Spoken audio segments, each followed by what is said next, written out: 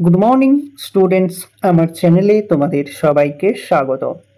আজকে তোমাদের সাথে আলোচনা করব জেনারেল অ্যাওয়ারনেস অ্যান্ড জেনারেল নলেজের 56তম পর্ব নিয়ে। তো আগের পর্বগুলির মতোই আজকের পর্বটিও খুবই গুরুত্বপূর্ণ হতে চলেছে, বিশেষ করে যারা এএলপি টেকনিশিয়ান এবং আরআরবি গ্রুপ ডি এক্সাম দিতে চলেছ 2025-এ।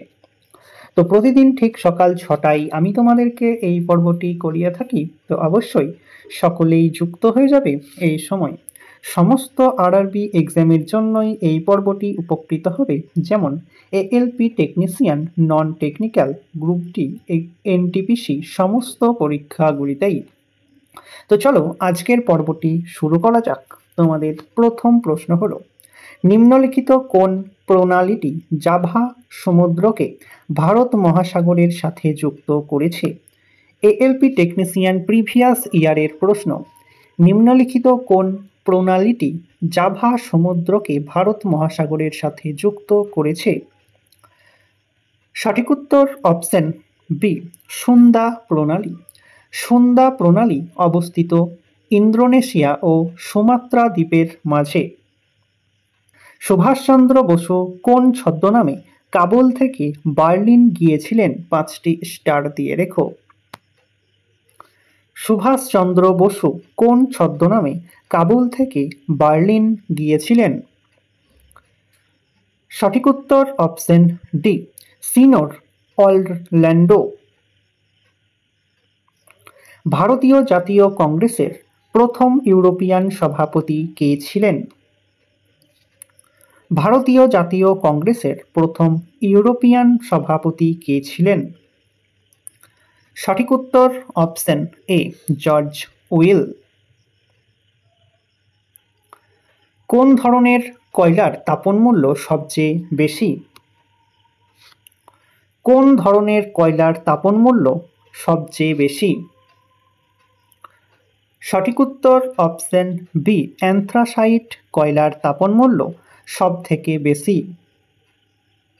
দামোদর নদের উৎপত্তি কোন রাজ্যে?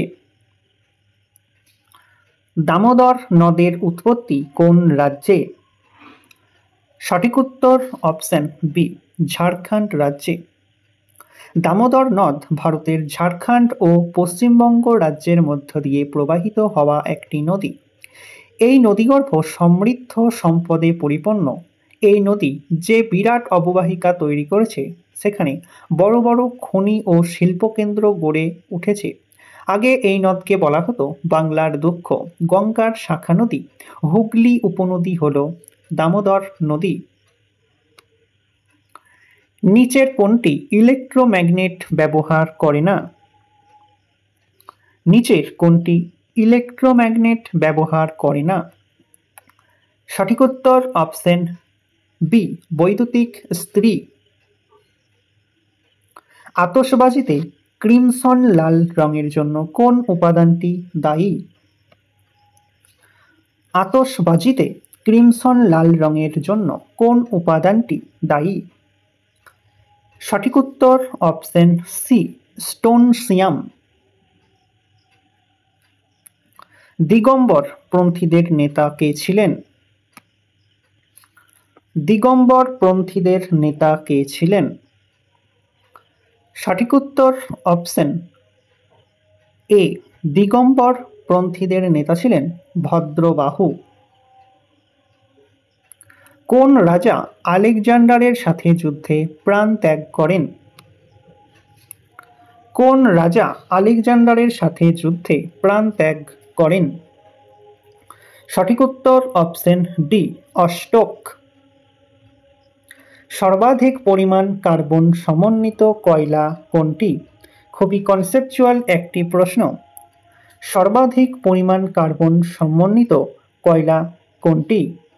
সঠিক উত্তরটি তোমরা কমেন্টের মাধ্যমে জানাও, দেখি তোমাদের মধ্যে কতজন সঠিক উত্তরটি করতে পারছো। তো চলে এসো নেক্সট কোশ্চেনে। নিচের কোনটি ভৌত রাশি? নিচের কোনটি ভৌত রাশি? সঠিক উত্তর অপশন ডি, সময়। ঋগ্বেদের কোন অংশ পরবর্তী বৈদিক যুগে রচিত বলে মনে করা হয়? ঋগ্বেদের কোন অংশ পরবর্তী বৈদিক যুগে রচিত বলে মনে করা হয়? সঠিক উত্তর অপশন ডি, দশম মণ্ডলে। রাষ্ট্রপতিকে শপথ বাক্য পাঠ করাবেন সুপ্রিম কোর্টের প্রধান বিচারপতি। এটি ভারতীয় সংবিধানের কত নং ধারায় উল্লেখিত আছে? রাষ্ট্রপতিকে শপথ বাক্য পাঠ করান সুপ্রিম কোর্টের প্রধান বিচারপতি। এটি ভারতীয় সংবিধানের কত নং ধারায় উল্লেখিত আছে? সঠিক উত্তর অপশন বি, 60 নং ধারায়। চোল সাম্রাজ্যের প্রতিষ্ঠাতা বিজয়লয় কোন রাজ্যের অধীনে প্রথম জীবনে একজন সামন্ত ছিলেন? চোল সাম্রাজ্যের প্রতিষ্ঠাতা বিজয়লয় কোন রাজ্যের অধীনে প্রথম জীবনে একজন সামন্ত ছিলেন? সঠিক উত্তর অপশন বি, পল্লব। নিম্নলিখিত নদীগুলির মধ্যে কোনটি সাতপুরা ও অজন্তা পাহাড়ের মধ্য দিয়ে প্রবাহিত হয়েছে? নিম্নলিখিত নদীগুলির মধ্যে কোনটি সাতপুরা ও অজন্তা পাহাড়ের মধ্যে দিয়ে প্রবাহিত হয়েছে? সঠিক উত্তর অপশন বি, তাপ্তি। জনপদীয় যুগে মথুরা কি নামে পরিচিত ছিল? জনপদীয় যুগে মথুরা কি নামে পরিচিত ছিল? সঠিক উত্তর অপশন সি, সুরসেন। মৌর্য প্রশাসনে কৃষির প্রধানকে কি বলা হতো? মৌর্য প্রশাসনে কৃষির প্রধানকে কি বলা হতো? সঠিক উত্তর অপশন সি, সীতাধ্যক্ষ। শুল্কধ্যক্ষ বলা হতো করের প্রদানকে, কৃষিধ্যক্ষ বলা হতো সীতাধ্যক্ষ বলা হতো কৃষির প্রধানকে। এবং ছোটনাগপুর মালভূমি কোন শিলায় গঠিত? ছোটনাগপুর মালভূমি কোন শিলায় গঠিত? সঠিক উত্তর অপশন সি, প্রাচীন আগ্নেয় শিলা দ্বারা গঠিত। দেশপ্রিয় নামে কে অভিহিত হয়? দেশপ্রিয় নামে কে অবহিত হয়?